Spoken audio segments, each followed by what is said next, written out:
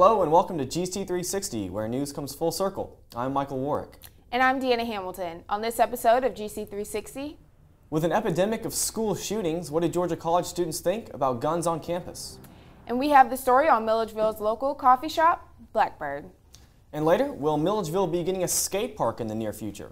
All that and more on this episode of GC360. On Wednesday, Vice President Joe Biden ended speculation that he would be running for president. He announced on the front lawn of the White House that he would not enter the race for the Democratic nomination. Biden was not among the Democratic candidates who debated last Tuesday on CNN. Nikki Vandenhoek went looking for students who watched the debate to find out what they had to say about it. Voting on a key local issue, tabling, joining the anime club, internship postings. These are just some of the things that get GC students talking and interested in what's being put in front of them. But when it comes to the debate involving the Democratic candidates for president, it's a different story. As one student put it, "You couldn't pay me to watch the Democratic debate." We did manage to find two GC students who wanted to talk about the debate. I think Bernie Sanders and Hillary were pretty much dominating the whole debate. O'Malley had his moments, and then Schaaf and Webb just completely, they seemed kind of absent. Before the debate, I really liked Bernie Sanders. I think he has a lot of ideas that the public has, common interest with. But O'Malley, I don't know, he seemed really genuine, and he presented a lot of points that I liked from his perspective. GC freshman Andrew O'Connor agrees, but he has a different frontrunner in mind. I like Bernie Sanders a lot more than Clinton because he just seems like somebody's old grandpa. That's kind of crazy, but he's a little funny. I like him. He just seems genuine. Right now, the city of Milledgeville is encouraging residents to vote on political issues, such as consolidation. If our small sample is any indication, student interest in the Democratic debate is low, which is too bad. We all know that getting better informed makes us smarter voters. The next Democratic debate is scheduled for Saturday, November 14th. I'm Nikki Vandenhoek, reporting for GC360. Last year, Georgia Governor Nathan Deal signed the Safe Carry Protection Act, which allows licensed gun owners to bring their weapons to churches and bars unless pastors and proprietors object. Guns are still banned on college campuses, but the law lessens the penalty for violations to a misdemeanor.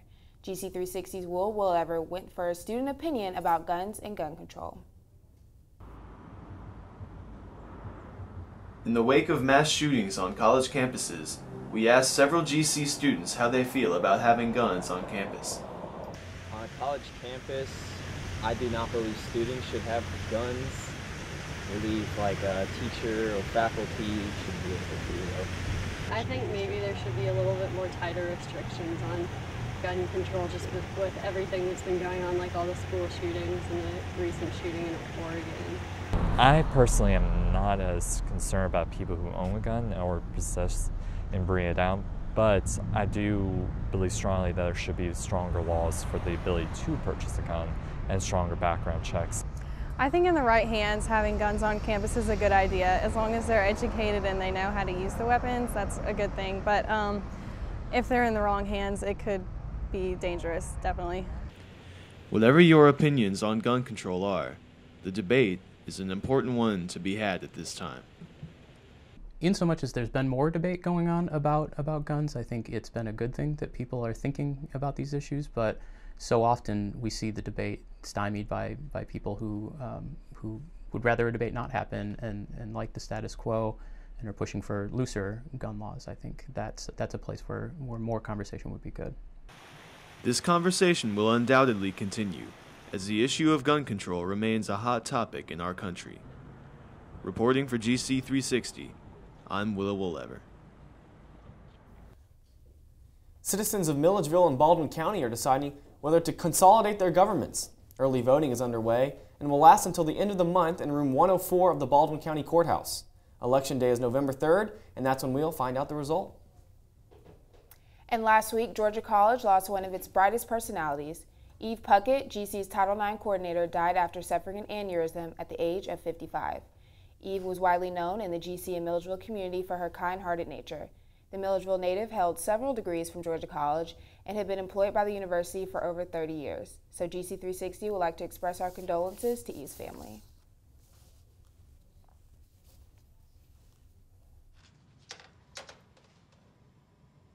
Wow, these are really good. You act surprised.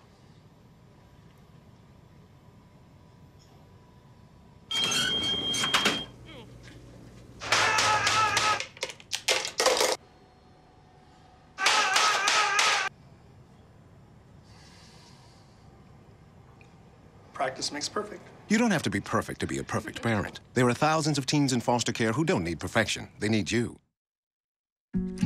If you want to be a parent, it doesn't matter how you play, what you wear,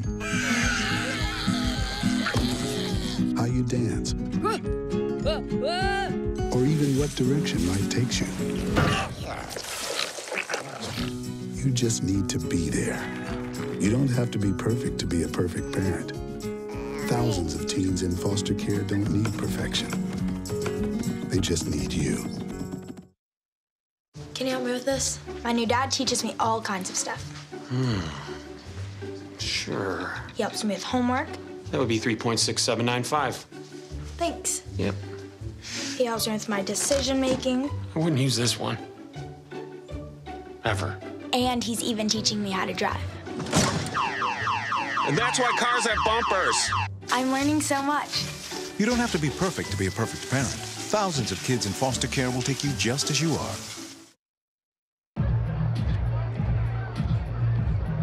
If you drive buzzed, it could cost you around $10,000. You'll face major legal fees, major fines, and steep insurance penalties. You could lose everything. Buzzed, busted, and broke. Because buzz driving is drunk driving.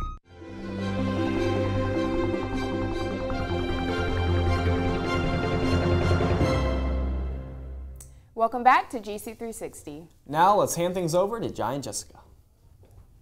Thanks, guys. I'm Jessica Vickers. And I'm Jai Fitzgerald. It's that time of year again, so get ready. Milledgeville's Deep Roots Festival is happening this weekend, and GC360 gives you a look at what to expect. It's that time of year again. Fall is here, and on October 24th, Milledgeville will be hosting its annual Deep Roots Music Festival. Deep Roots is a music and arts festival in downtown Milledgeville. During the day, the streets of downtown will be lined with food vendors, art tents, and other various shopping options. The evening entertainment includes some local as well as some non-local bands. We got together with TJ Brown, a local band member who will be playing in Deep Roots this year. It's pretty cool. I've been to Deep Roots many times. I've played in it many times, and it's just cool being like a local festival, letting local artists play, and it's really good. It's the first time being able to play, with my own group, and I'm looking forward to it. It's going to be an experience. Blackbird's coffee owner Jimmy Holder is now booking the talents for Deep Roots. We went out on the streets and interviewed Georgia College students to get their reactions and thoughts about Deep Roots this year. I'm really excited for Deep Roots because I have a lot of friends coming in from out of town, and I can't wait to see them. Haven't seen them since summer, so it was a good time last year, and I'm expecting the same this year. I'm excited for the barbecue contest because it's always fun trying out all the different flavors. I'm excited for Deep Roots this year because I heard that there's going to be a car show. There's supposed to be a lot of cool vintage cars and muscle cars and stuff like that, and I'm really interested in that, and I'd like to see it. I'm really excited because it's going to be my first year experiencing it, and I've heard it's really fun that parents come down and that you just get to hear a lot of bands, and the whole town of Milledgeville is there, so it's just a good bonding thing just to see our community. With so much to see and do, Milledgeville is certainly going to be a great time during Deep Roots. For GC360, I'm Carly Crawford. You know, Jess, do you like coffee? I do. I do too. Blackbird has really good coffee. So, did you know that it established itself as a successful local business? But, do you know its story? I don't. Well, GC360's Amanda Norris has the details. It seems everyone in Milledgeville knows and loves Blackbird, the hip coffee shop downtown. But do you know how it got started? Founded in 2004, Owners Jimmy and Iona Holder explain where they got the inspiration for Blackbird's logo and name. And no, it's not because of the Beatles song.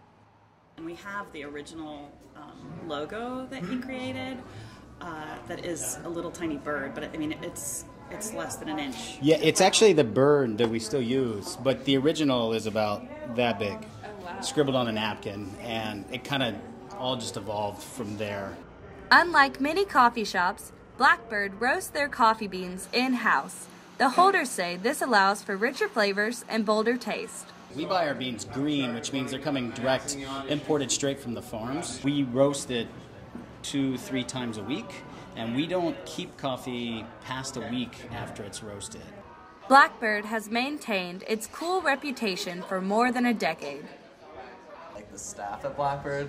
They're so like, cool. They're just they'll untouchable. dress cool and like talk cool. Yeah. The type of person, you know, that frequents Blackbird or comes in a lot, the type of people that work here, it's a cool group of people. That's a hard thing to do. You know, that's a hard environment to create, a hard atmosphere, but I think they've succeeded pretty well. With few choices for quality coffee around town, Blackbird has established itself as a successful small business. This is Amanda Norris with GC360. Coffee shops and bars aren't the only places for students to hang out.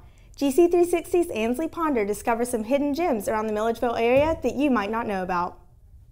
It's this place called Murder Creek, and it's off of 212. I don't know if you guys know where the red blinking light is, like where the little gas gas station is, but if you take a right there, it's right off of that road, and it's got a lot of good hiking trails, and I know that some of my friends have bonfires over there, and it's just like a really relaxing place to come and like get away from the campus. The Jasper County Creek was allegedly the scene of a mysterious murder. Even the nature of the murder is mysterious. Legends about who was murdered and who committed the murder vary. Another place full of adventure is the chalk mines. Yeah, I've heard of the chalk mines, and a lot of my friends talk about it a lot, and some of them have been, and it sounds like a really cool place. Sandersville, Georgia is the home of the chalk mines, or as the town is called, the kaolin capital of the world. First discovered in the 18th century, kaolin is used in a host of products, including paper, face makeup, and even rockets. And then there's a place that may not be hidden, but that doesn't mean it's lacking in hidden gems. Today we're at Central State, standing right in front of the Powell Building. The building stands on the site of the first structure on the hospital campus, which opened in 1842. The Powell Building was designed to resemble the Capitol in Washington, D.C.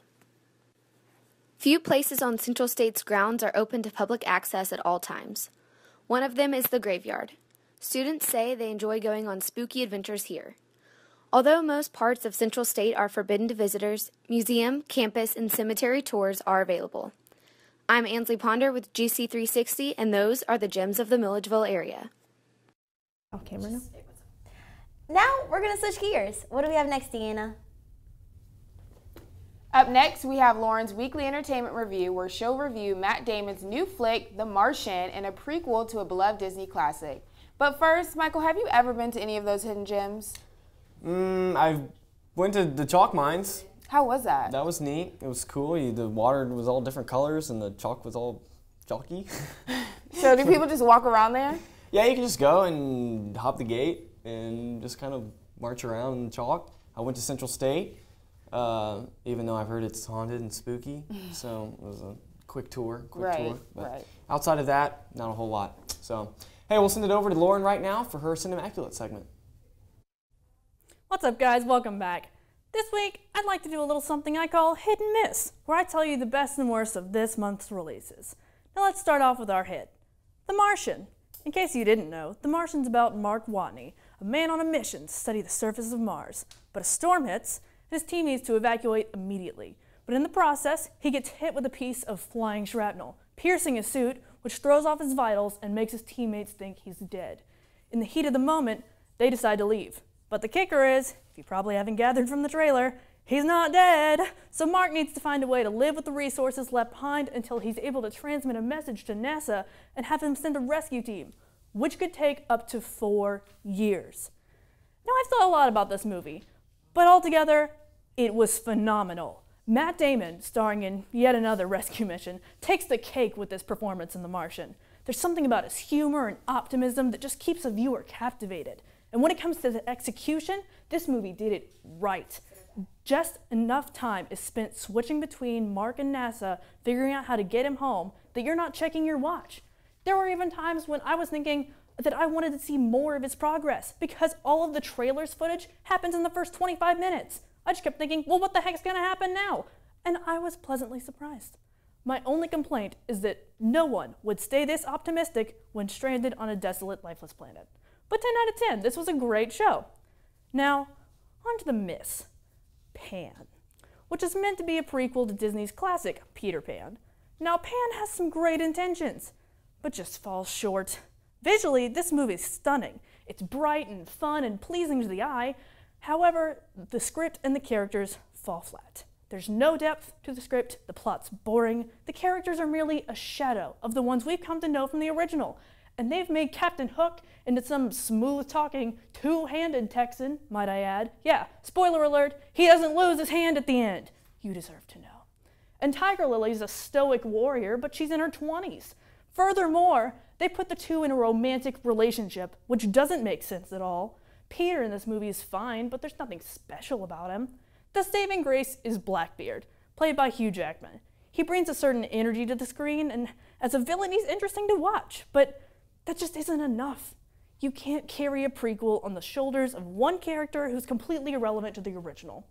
Though I admit, it's probably tough to stack up to the Disney classic that most of us have grown up with, but there are so many better ways that they could have done it right, and straying from the original movie's continuity is not the way to go. So ultimately, unlike Dear Peter, this movie fails to take flight. That's all from me. We'll be back soon after the break with sports. My new mom and I have a lot in common. The great outside. We both love the outdoors. It's so shiny. That's not a flower. We both love geology. Oh, look. An igneous one. That's not a rock. And she knows a lot about wildlife. A labradoodle. That's not a dog. Hanging out has been kind of fun. You don't have to be perfect to be a perfect parent. Thousands of kids in foster care will take you just as you are.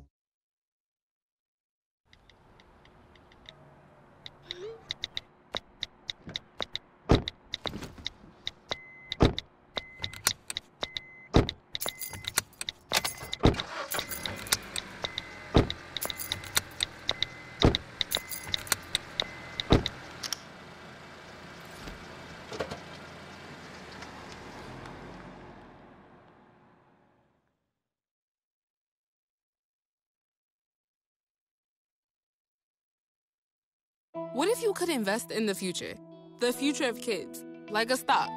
Not the kind of stock that's about making money, but a stock for social change.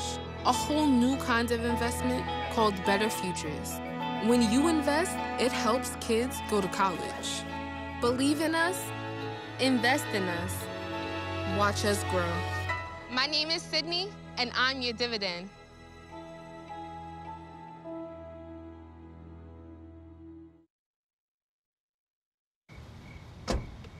Thank you, dear. Well, you're very supple, just like I was at your age. Back then, I was a sex expert. Used to call me the buttered biscuit. I know about birth control, too. So you can ask me anything, baby.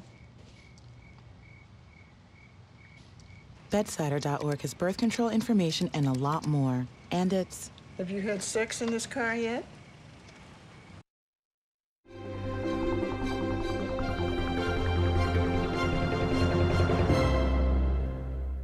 Welcome back to GC360.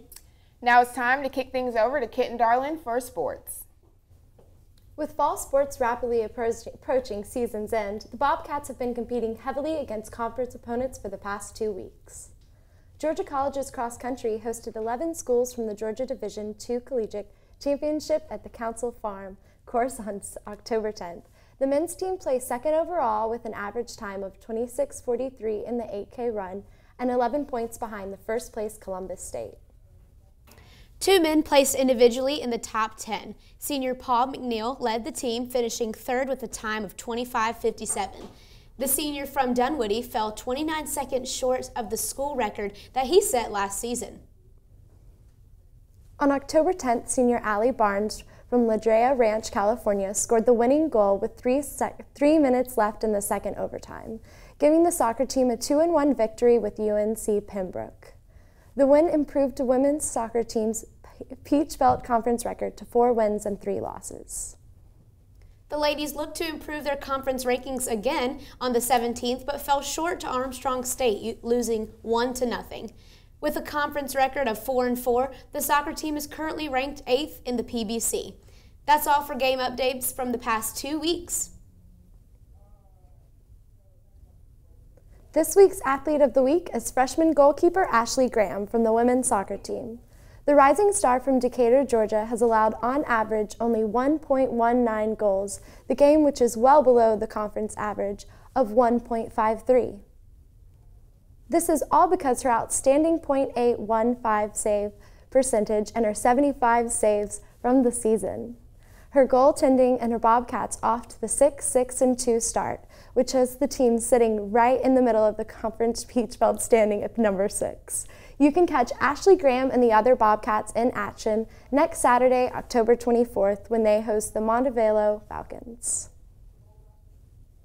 Coming up, could a new skate park become part of reality's Milledgeville? And speaking of construction, Georgia College has built a new website.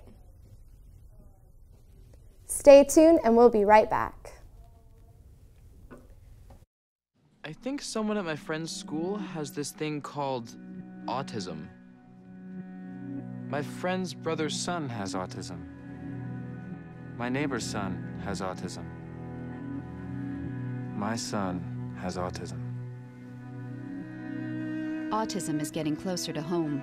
Today, 1 in 68 children is diagnosed with autism. That's about a 30% increase in 2 years. Learn more at autismspeaks.org/signs.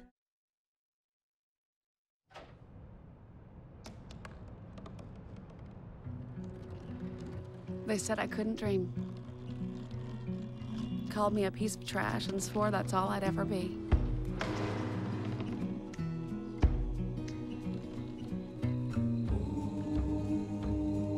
Said a bottle couldn't see the ocean.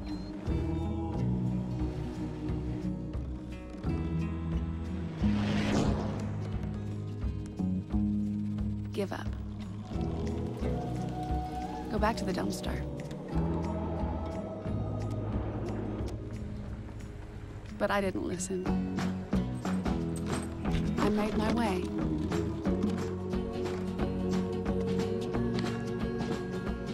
And now, I am what I've always wanted to be.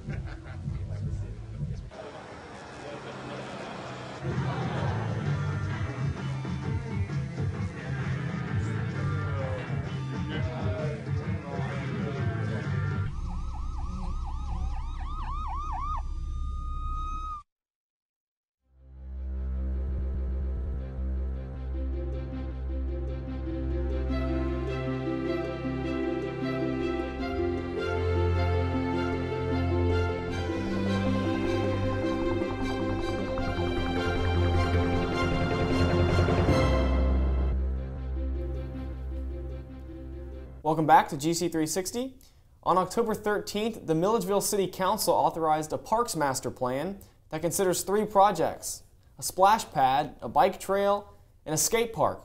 GC360's Olivia Todd examines the potential of a skate park in Milledgeville. The skateboarders of Milledgeville are looking for an upgrade. They want a brand new skate park built at the pit. Ben Joyner has been fighting for a skate park since 1998. Actually, in '97, some skaters from this town built a what's called a DIY, which is an unsanctioned, unauthorized, essentially your Davy Crockett, you're squatting, and you build a skate park where you're not supposed to have one on an unused concrete slab. And there was such an unused concrete slab next to the Golden Pantry. Joyner got motivated to start this project when the city of Milledgeville tore the DIY down in 2004 because it was unsafe. The Facebook page supporting the project has gained 862 likes since its creation, and the GoFundMe page has raised $1,625 in donations. Ian McNeil is a supporter of the park.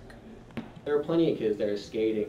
This problem that they have is that they don't really have any public access to skate with room. They're always kind of having to do the spot skate, you know, where they go and find a rail and they're doing tricks in dangerous areas. Joyner says a park would decrease crime and bring money into the city. Some say that the pit already accommodates skaters by virtue of the ramp that was placed there, but Joyner has something different in mind. Talking about a poured in place concrete skate park where you compact the soil, shape it to what you want to do, you pour a 6-inch thick concrete slab on it, and then you have zero maintenance for 30 years. City Councilman Walter Reynolds says the vote on whether to combine the city and county governments won't affect contracts already signed. He says, "It may be years before the plan could be enacted, and it would be entirely dependent upon the availability of funds to begin that work." Ben Joyner says he won't stop fighting for the park. I'll never give up. I mean, ever. For GC360, I'm Olivia Todd. Georgia College's official website recently went through some drastic changes, so GC360's Mary Henderson finds out why the school decided to have a new website. If you've been on the school website recently, you might have noticed that things look a little bit different, maybe a lot. The university website recently underwent a redesign to become more streamlined and modern, replacing the previous design that had been in use for over 7 years. The new website launched earlier this semester. We looked into the reasons behind this new redesign. Georgia College's Digital Communications Director, Mark Masinko, says the new design aims to give a better first impression to prospective students and their parents. The school's website is usually a prospective student's first interaction with the school. Masinko says that by contrast, many current students and faculty use other services such as Georgia View, Unify, and Front Page for their online interactions with the university. The new site also works better on mobile devices. University spokeswoman Brittany Johnson says the old website had grown to 8,000 pages. And as you can imagine, a lot of that content became outdated because it may have been, for instance, for a specific event or for an activity back in 2007 or something like that, which obviously is not relevant now. However, some people don't like the new site. I feel like the old website, there was more student involvement. Like, I know the person who oversaw everything was a graduate student, and I just feel like all of our hard work just kind of disappeared. So I don't know, I just feel like it's less of a website for Georgia College and more of a website about Georgia College. The transition from old to new is not complete yet. The old website remains available at old.gcsu.edu while the new website continues to improve. Changes to the website are being made on a daily basis as University Communications gathers feedback on the new design. A website is never really finished. There's never a finalized product. So we're constantly throughout every day and each week updating information, working with some of our content managers on campus to get the most up-to-date information out there. With a new website, Georgia College hopes to get the most updated and clear image online for the community to see. Reporting for GC360, I'm Mary Henderson. That's all for news here at GC360. As always, be sure to check us out on Facebook, Twitter, Instagram, and Snapchat for the latest news. I'm Michael Warwick. And I'm Deanna Hamilton. We'll see you again next week for our coverage on Deep Roots on GC360, where news comes full circle.